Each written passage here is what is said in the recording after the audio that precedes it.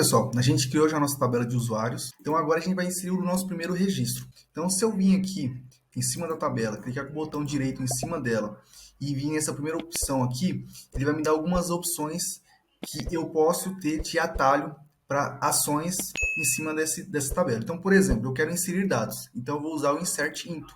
Então, aqui ele já vai me gerar um exemplo de insert, que é inserção de registro. Então, eu vou inserir um registro na nossa tabela com base no que ele já gerou aqui. Então, bom, o que eu vou fazer primeiro? O campo ID aqui, aqui em cima ele está mostrando quais são os campos que a tabela tem e quais são os campos que eu preciso colocar para ele inserir. No meu caso aqui, o campo ID não preciso informar, porque ele vai ser auto-incremental e ele é automático. Ou seja, eu não preciso ficar informando para o banco de dados qual é o campo que eu vou inserir. Eu poderia muito bem colocar aqui apenas o número 1 e conforme os próximos registros eu vou incrementando, 2, 3.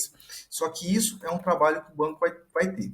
Então eu não preciso usar esse campo, eu vou remover ele aqui de cima também. O campo name, e-mail, e senha e aniversário são campos que eu vou manter. O campo create, update, delete, eu não preciso usar também, porque lembra que eu comentei que nesses dois campos eu coloquei um valor que vai ser default, automaticamente a data atual da ação. Então, nesse momento, quando eu inserir um registro, já vai automaticamente inserir a data e hora que a pessoa fez a ação de inserção.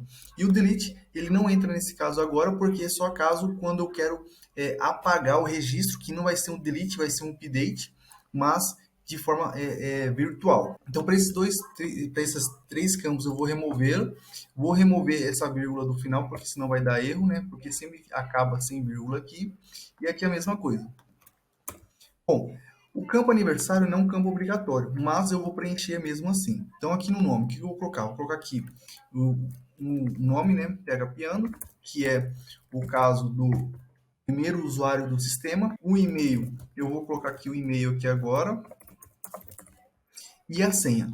O que acontece com a senha? A senha, sabemos, tem que ser criptografada. Por quê? Se a gente salvar hoje a senha como um texto, a gente cria uma grande falha, porque se por acaso alguém conseguir acesso ao nosso banco de dados por uma falha que a gente fez no nosso sistema, a pessoa baixou o banco de dados, conseguiu acesso ao nosso banco de dados, vai conseguir saber que a senha desse e-mail é X. E por saber a senha, pode afetar a segurança das pessoas, porque sabemos que muitas pessoas utilizam a senha repetida em várias contas. Então, é uma grande falha de segurança salvar apenas a palavra, né? Então, por exemplo, aqui, a senha. Então, para isso, a gente vai criptografar.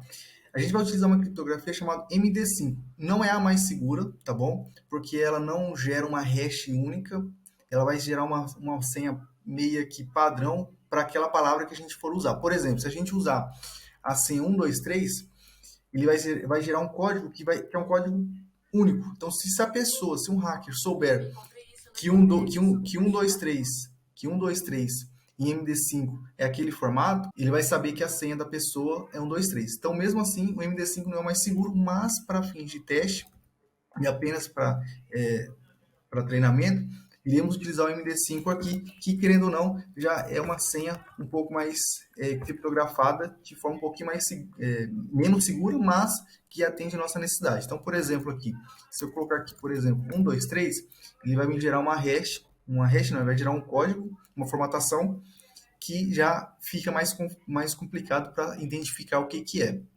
E aqui no aniversário, aqui lembra que eu falei que salva o campo data no formato de ano, mês e dia, então eu tenho que colocar nesse formato. Então, por exemplo, vou colocar aqui 2022, por exemplo, vou colocar aqui 2020, vou colocar aqui uma data aleatória e 25. Então, ok, isso aqui é o ano, o mês e o dia. Bom, feito isso, eu vou executar agora e foi salvo. Então, já inserimos o nosso primeiro registro. Um detalhe muito importante que a gente não colocou é a repetição do e-mail. O e-mail é uma informação que não poderia repetir, porque imagina que se a gente for recuperar a senha pelo e-mail, imagina se a pessoa está usando e-mails repetidos para diferentes contas.